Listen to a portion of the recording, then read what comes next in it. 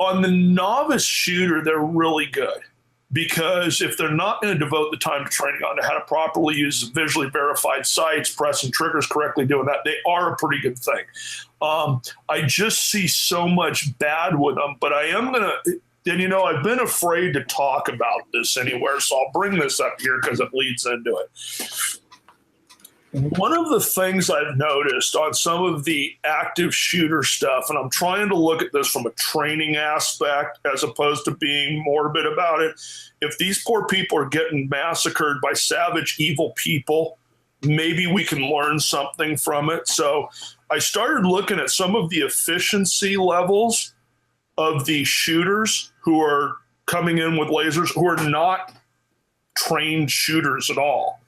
Most of them are being video game trained, and I'm not trying to do the whole video games are the evilest thing. What they are, though, is they are trained to use dots and lasers because of their target focus, using a laser to guide, and that's what they're training on. So when they get it on their gun, when they had the shooting at the video game thing and they released the audio of that, one of the things I noted on the audio was the pace of the shots was very, very controlled. And I sat there and I go, wow, I wish we could get cops to shoot at that controlled level pace.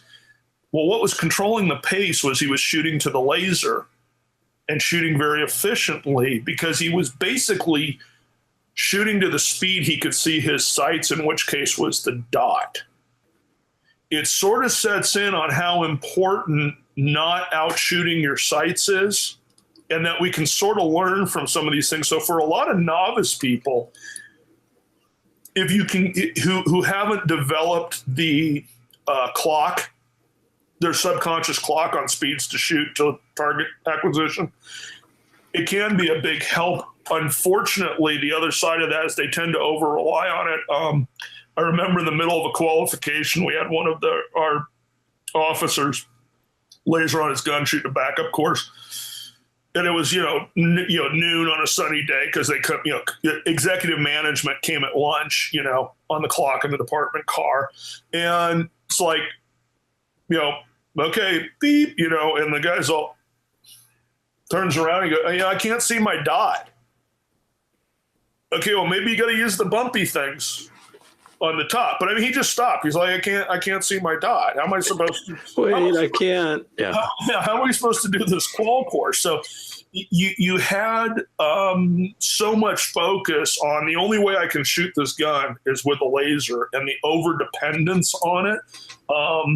Same syndrome I see with law enforcement with the overdependence on the taser. It's like nobody knows how to hit anybody or use a control hold or anything else anymore, fight, because, well, you hit them with this thing and Thor comes down, electrocutes bad guys, and it's all better until that never works, and then they don't know what to do.